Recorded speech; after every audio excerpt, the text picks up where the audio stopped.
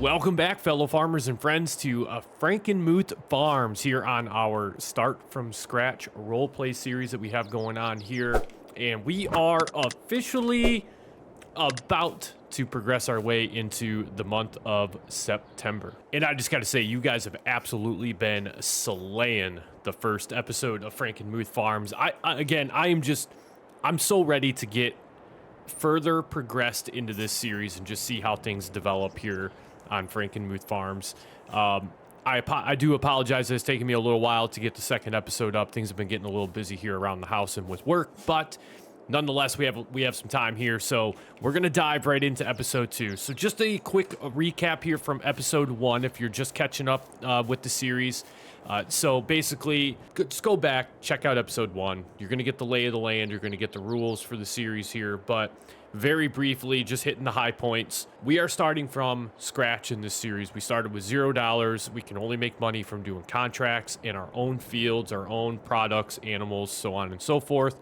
So last episode we completed, I think it was like 4, maybe even 5 different contracts. And we ended that day, or we ended that episode with just over $45,000. Now, I have not touched anything else. I've not done anything off camera in this series whatsoever, and that's not my plan.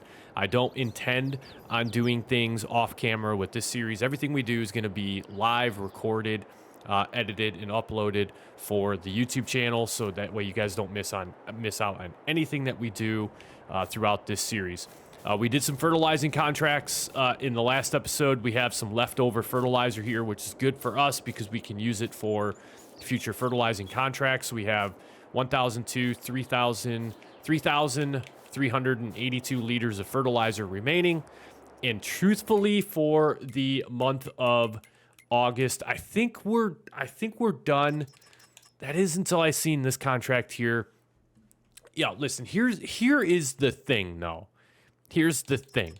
We could probably sit here all month and just look at this. They use the same equipment. I could make $70,000 off of these contracts right here. Field 21 and Field 9. Now I'm curious. Now I'm curious. Field 21 is massive, which, judging by the amount of money we would make off the contract, and Field 9 is equally as big. Oh boy. I mean, it really just boils down to, do we want to do that? Is that where we start the episode, is with 2 massive plowing contracts? Plowing fields that's where the money's at right now, apparently. So the big dilemma that I have in this episode is, how long do I hang out and just make contract money?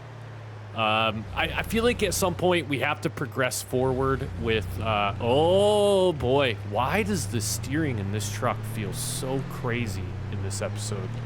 Wow, that feels insane.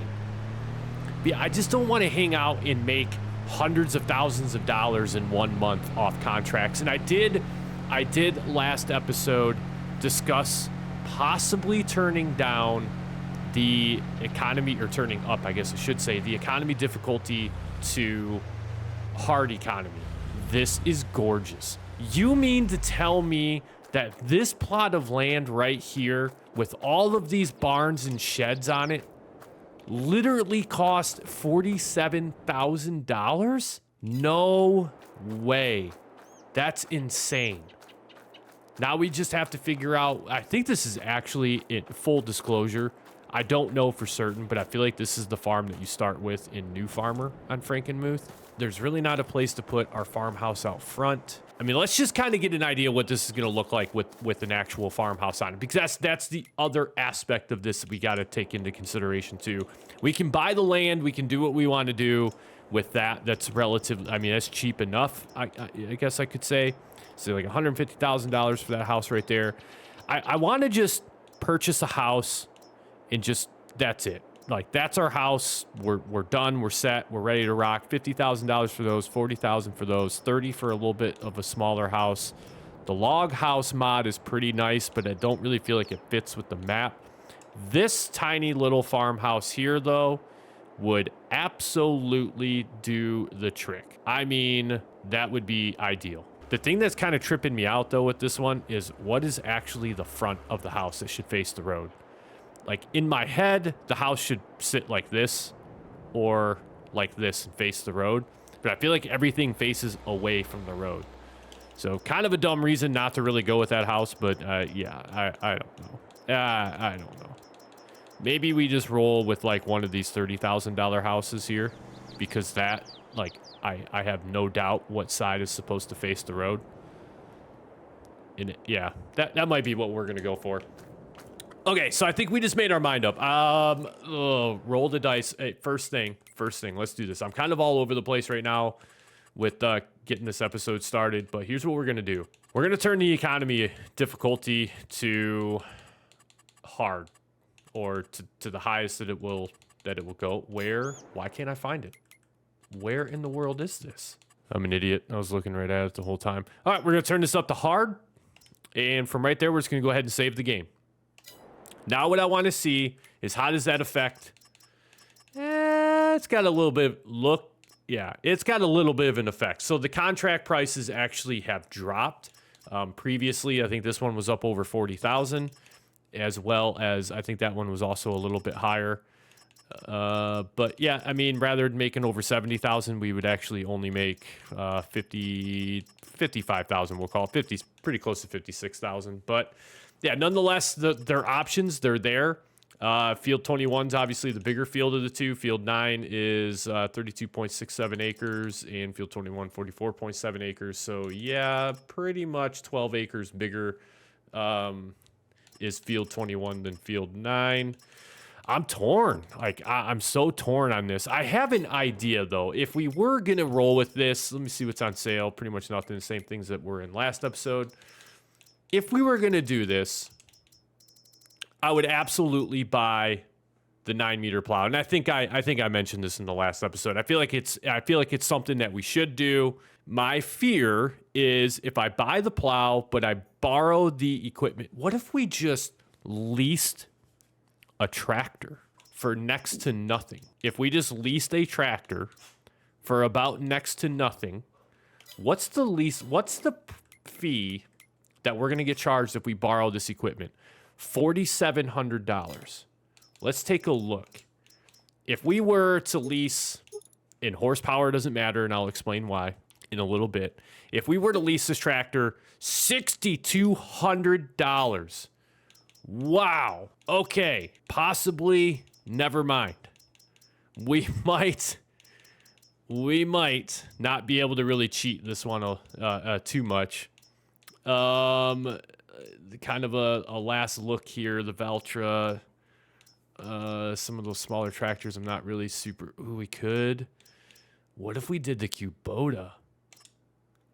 So 104. How much is the lease at? 4,300. See, we're spending more to do it this way, but I think we're going to try it.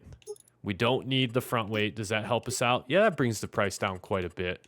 We don't need the Izaria Pro. We don't need a GPS. Here's what we're going to do.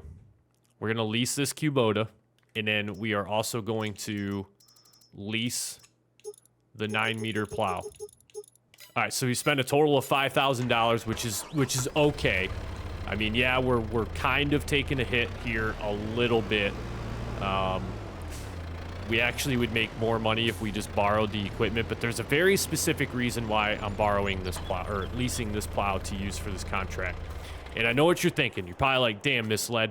You're hooking up to this plow incorrectly. You're supposed to hook up from this side, judging upon how the plow is oriented right now. And I would say, yes, you're absolutely correct. However, if I can take a moment to explain a few things, this leased Kubota tractor right here does not have the required amount of horsepower to pull this plow.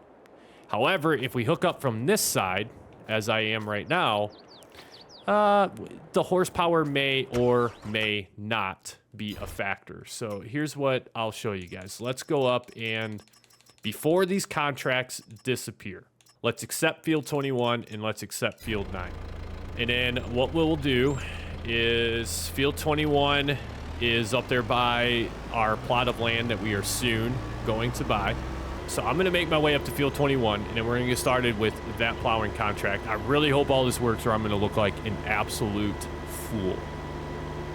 All right, so we have arrived. We are at field 21. Now, in theory, even though we leased this equipment, we accepted the contract, this equipment should still work for plowing this field and also plowing field 9. Now, typically what happens is if you don't own the equipment and you take a contract, or let's say you accepted multiple contracts, you can't take equipment that was not part of the contract over to complete another contract. It will actually tell you that this equipment is reserved for the contract field, and you're limited by that. That is why I make such a big deal about accepting contracts that have the same equipment. But I am very terrified that this is not going to do its... Oh my God, it is. That's game changer. It's absolute game changer. Now, the purpose for hooking up to the backside of the plow, you can see it right here. We're doing 26 miles an hour to plow this field right now. Whereas, and I can demonstrate this by going in reverse. If I go in reverse, we would never get past 3 miles an hour with this tractor, with trying to plow. And there we go. Now we're down to 1 mile an hour. So this tractor technically does not meet the power or the horsepower requirements for this plow. But yeah, when you just hook up to it from the opposite side, it just ignores the horsepower requirement, and it's not a factor at all. So with that, I'm going to go ahead. I'm going to plow up fields 21 and field 9 as I run into this tree and get this contract work knocked out, make a little bit of money, and I'm going to catch back up with you guys when we go ahead to purchase our land, which actually, conveniently enough, field 21 surrounds it.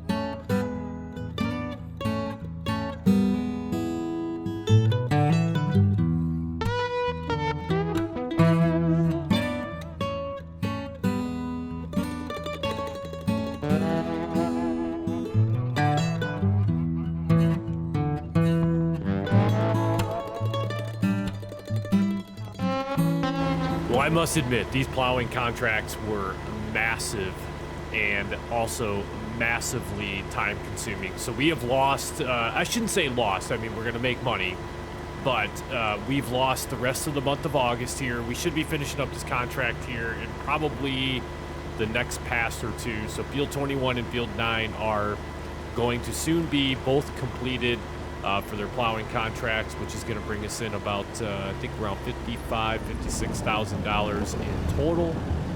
Like I said, this was a very time-consuming process. Just for perspective, I leased this tractor with 0 hours on it, and we've logged 1.1. We'll probably log close to 1.2 hours on this tractor. There it is, field 9 finished. I have no issues with rolling away from this field. As you can see, it is pitch black. It's raining. It's completely nighttime. It's 8:30 currently. 1.1 hours of in real time. That's what it took. 1.1 hours, just over 1 hour to do both of those fields, and that is with 27. That was with plowing that field at 26 miles an hour for the most part. Insane, absolutely insane.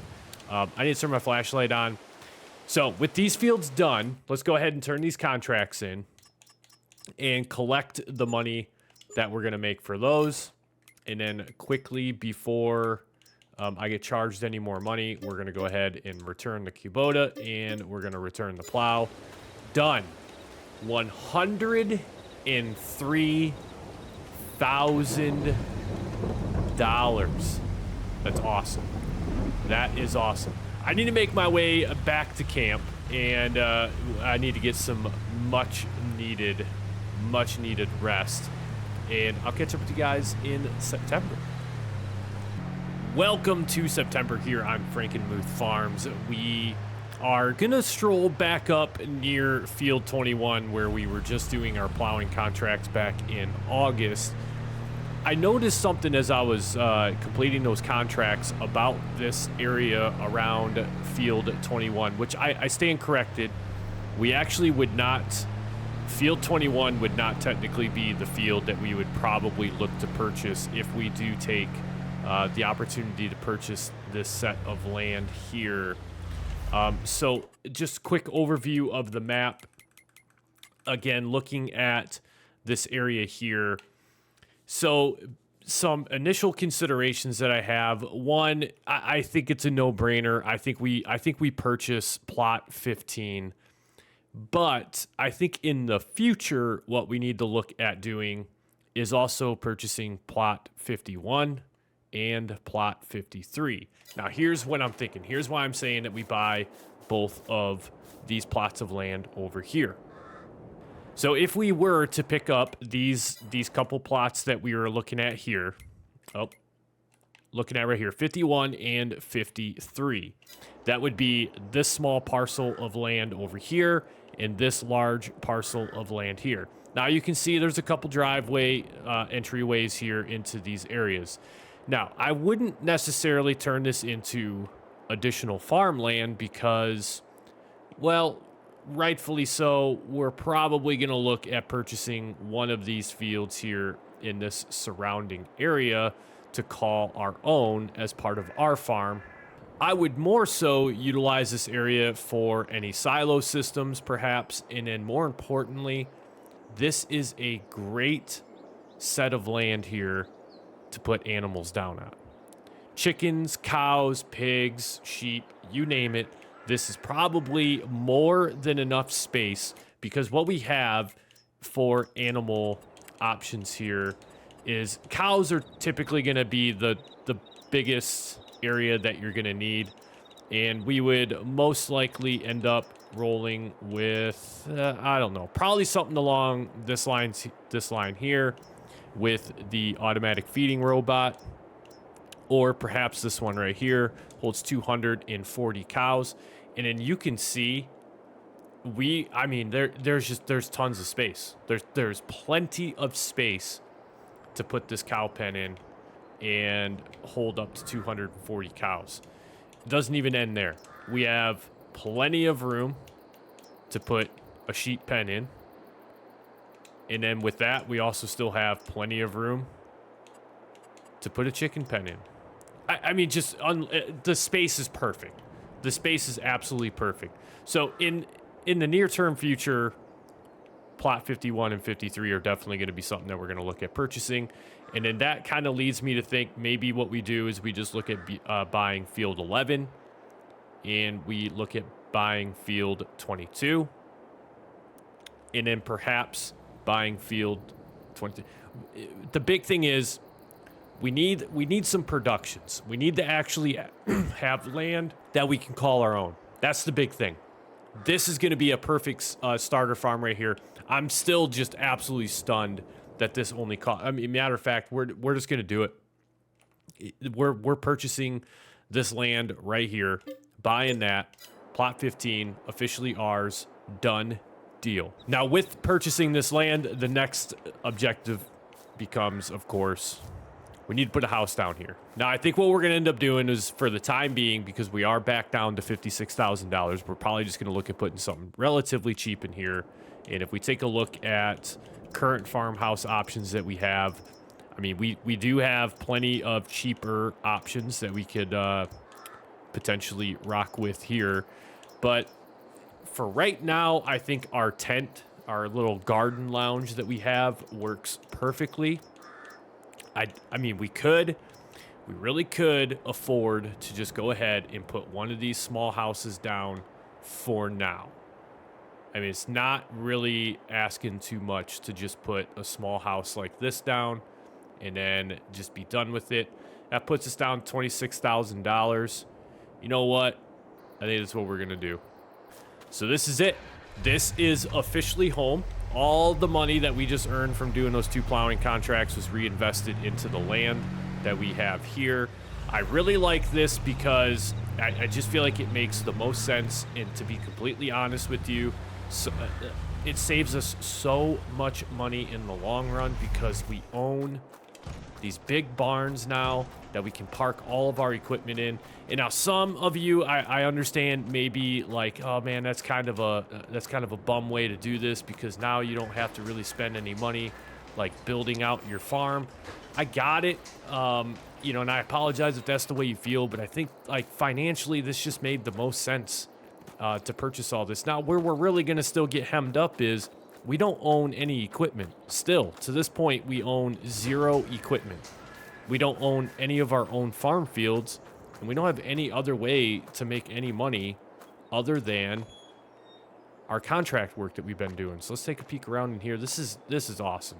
These are some seriously pretty cool starter buildings here for our farm. I'm really liking this. We have our vehicle workshop inside of here. Got a lift here in the back. This is just perfect. We'll go ahead and open this up. And then we have our house over here. I got to do some landscaping stuff with this initially, but overall, I'm very pleased. Like, we're going to clean this whole area up. Matter of fact, let's do that right now. Let's just do a little bit of landscape work. I know it's not the most exciting and riveting content here for the channel, but yeah, we'll just go ahead, fix up the grass there around the house.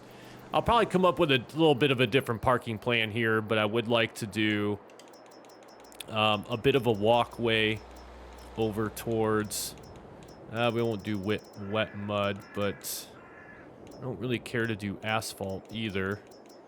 And we really don't have too much that we can actually use for our little sidewalk area here, but we'll do something along the lines of that. We'll just kind of get a little bit of a gravel walkway that takes us right up to our house here.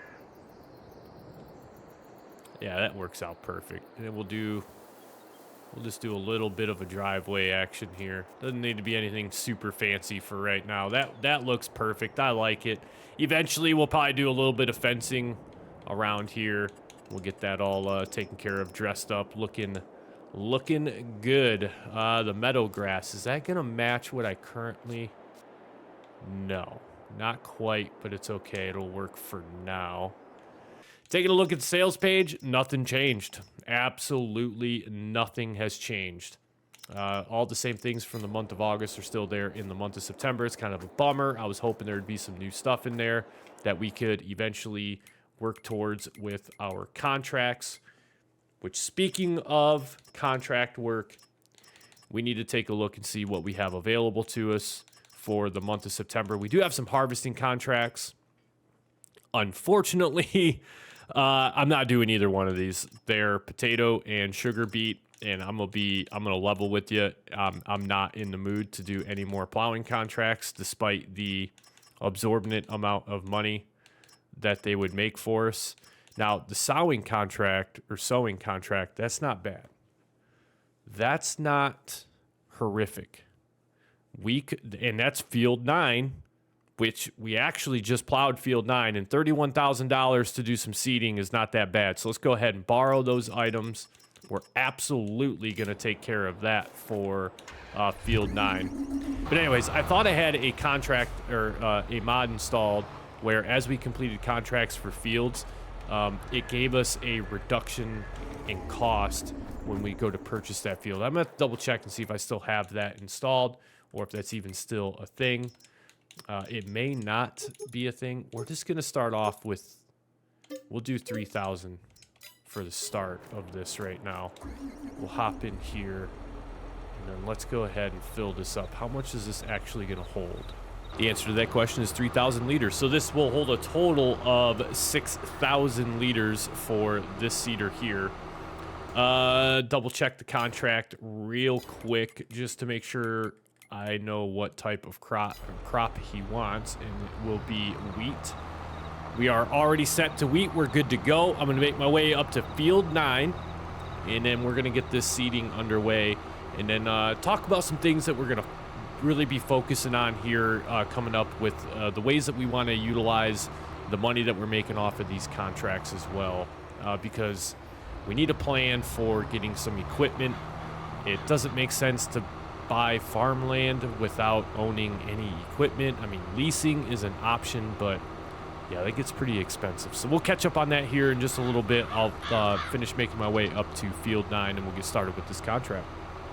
All right, we are officially underway here again, yet again, on Field 9, getting this field seeded with wheat for the farmer who owns it.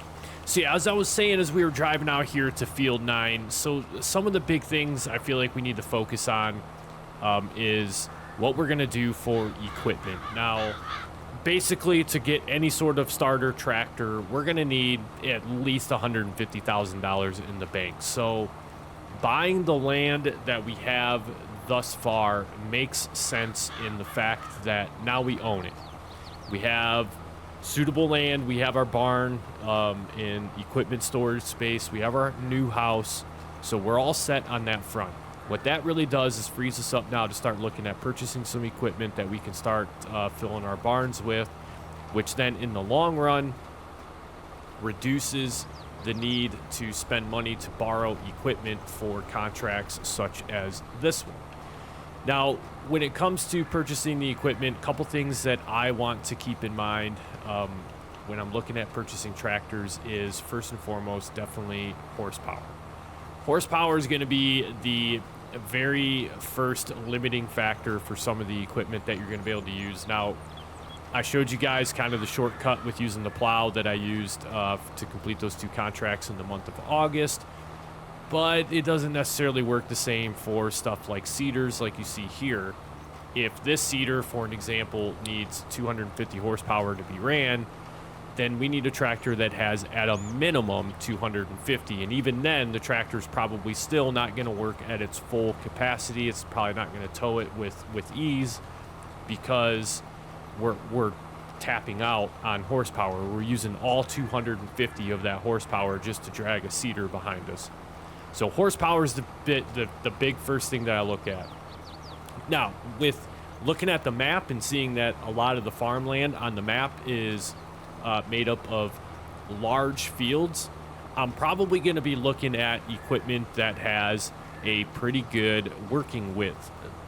For an example, this seeder probably has like a 9.5, maybe a 10 meter working width, which is good because that reduces the amount of time that we need on this piece of equipment to seed this field. However, this is probably almost a $200,000 seeder. So just between a tractor and a seeder, we're looking at nearly $300,000. Now, if you are a farming sim player who is very familiar with the game, you'll know that money does not go very far in this game. Suffice it to say, $1 million in this game really doesn't go that far, especially when you're getting into like purchasing equipment. Like cotton harvesters are, I think, they start at $400,000. So you could have $1 million in the bank, and you're going to spend half of that just on a cotton harvester. Which is why I tend to kind of shy away from doing cotton fields or anything like that, because they're just so expensive, and it just, unless you're in the way late game and you're making a lot of money, that's neither here nor there because we're not at that point. So I want to make sure that we get some good starter equipment that is going to allow me to do a sufficient amount of field work in a very efficient amount of time. Because time equals money in this game. As you can see, we spent literally the remaining time of the month of August just plowing 2 fields. And that was in a cheaty kind of method as well, I may add, as far as just kind of bypassing the horsepower requirement for that plow. So yeah, starting equipment is something that we're definitely going to have to take a close look at, and we're going to have to make some very educated decisions, and we may just have to sacrifice efficiency at first based off equipment such as working with and stuff like that, solely just to get our own equipment to get started with. And then, yeah, I mean, until we get more money in the bank and then we can kind of upgrade some of our equipment, that's just going to be the nature of the series as we progress, because this is a start from scratch series. I don't want to just, buy all the latest and greatest best stuff and just have it be easy, because at the same point, we're also still trying to make $3 million. So the adage is got to spend money to make money, and that's exactly what we're doing here in this series. Is we're making a little bit of money, we're spending a lot of that little bit of money that we're making, and we're just reinvesting it into our future. Oh, what happened here? Apparently, I attempted to hire an AI worker. I did not realize that I had done that. So let's lower the seeder back down, turn that back on, and let's get back to it. AI workers is another thing I kind of wanted to talk about. I didn't put AI workers as a restriction in the rules, and I didn't talk about using AI workers. So I do have a couple mods installed, one of which being course play, which would allow us to create a route for an AI worker to complete this field. And again, if you're someone who's played farming sim quite a bit, you know that the AI workers sometimes are not the most efficient workers in the world. So with some of these farms having some of these odd shapes, like you see here, where this it has this little block of land that juts out into the field. Sometimes AI workers don't necessarily navigate the field in the most efficient manner, is what I'll say. They'll get tangled up on trees, they'll get stuck on stuff, they'll get stuck in traffic. It's absolutely insane sometimes trying to do work with AI workers. So all of that to say, AI workers are not necessarily off limits in this series, but I'm going to do my best to avoid using AI workers unless I absolutely have to. In a couple of instances where I think I would have to use AI workers is if we have multiple contracts going where I can have an AI worker, for an example, doing a seeding contract, a plowing contract. Meanwhile, I can go over and do a harvesting contract, and we can kind of just maximize our output and make as much money as we possibly can in that short amount of time. So yeah, AI workers, all that, they're not necessarily off limits, but they're not necessarily going to be the preferred method for accomplishing work. I want to do the work in this series. Like, I want to feel the strain of having to manage all the contracts, manage our own farmland, manage our own animals, and get our own hands dirty and solely just rely on ourselves to get things done and taken care of around the farm. I also did not buy nearly enough seed to get this field done, so that is going to be a bit of an adventure as well. We're eventually going to have to refill this seeder if we have any hopes of getting this field completed. We're at closing in on, I think, 40%. I'm going to take another pass here across the front of the field. I'm going to get some more seed here in just a moment, and I'm going to go ahead and kick it into a time lapse as we finish seeding up this field, and I'll catch up with you guys when all the work is complete. Well, we're getting pretty close to finishing up this contract here on field 9, seeding the wheat, and I don't think we're going to have enough seed to finish this contract out, which is going to kind of be a bummer because I'm going to have to purchase a full 1,000 liters of seed to probably finish off like 2 or 3% of this contract requirement. I really hope we get it shortly on this pass right here because, I mean, we have got to be super close. I could check the contract status page just to see where we're at percentage-wise, but I feel like we're closing in on it right now. Right there. There it is. Contract on field 9 is finished. I'm probably not even going to really worry about folding all this stuff up because we just got to turn it in. Anyways, let's go to our contract page. Let's collect our nice 31,000. Ooh, a baling contract. Those can sometimes be pretty fun. Mow the grass, bale the grass, wrap it to make silage, and take bales to the animal dealership. They give us the crone, too. I'm not normally a huge... What field was that? Field 10. I'm not normally a huge baling contract fan because they are... You want to talk about something that's pretty time-consuming, so we'd be mowing all of field 10. Matter of fact, it's this field right here. This is the one that we would be working on. And then, yeah, that's a lot of grass. That's a lot of bales. That's a lot of wrapping of bales. No thanks. Appreciate it. But, yeah, I just don't think that that's going to be Don't think that's going to be for us on this one here. Did we collect our money for that contract? I feel like oh, it was only we only had like $21,000 left in the bank. All right, looking over the rest of the fertilizing contracts here, a $28,000 contract there, a couple different harvesting contracts. We already know that we're not going to do those because, yeah, I'm just not doing sugar beets and potatoes because they take absolutely forever.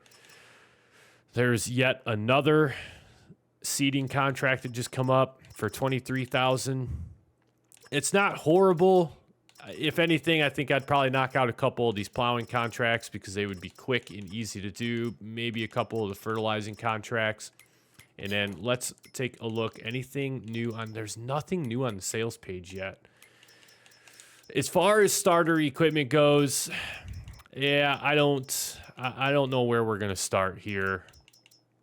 I kind of want to run with a... I was thinking about running with a red farm this go around. I typically favor either some John Deere equipment or some Fendt tractors. But we could just do some Case tractors on this farm for this series, which there's no good selection for Case medium tractors. A couple different options here, like that one right there, $312,000. That is so expensive. This is normally the tractor that I go with, mainly because once we fully upgrade it, it's 517 horsepower, and it's more than enough horsepower to handle anything that we're going to do around the farm. Got a really nice Case here. It goes up to 435, couple more John Deeres, and then we have the... Maybe we'll do a New Holland farm. Maybe we'll be a blue farm, and we'll rock some New Holland stuff. Oh, that's a pretty good idea. Maybe we'll look into doing that. As far as other starter equipment around the farm goes, we need some trailers. We need grain carts. I mean, we need it all. There's so much stuff that we need in order to get ourselves started. But ladies and gentlemen, as far as we are concerned, that's going to wrap it up for this episode here on Frankenmuth Farms. It takes us from the month of August into the month of September. We've gotten some more contract work done. A big episode. I mean, we bought our first plot of land. We put a new house down for ourselves. I mean, things are looking pretty good right now. We have lots of options coming up for additional contract work.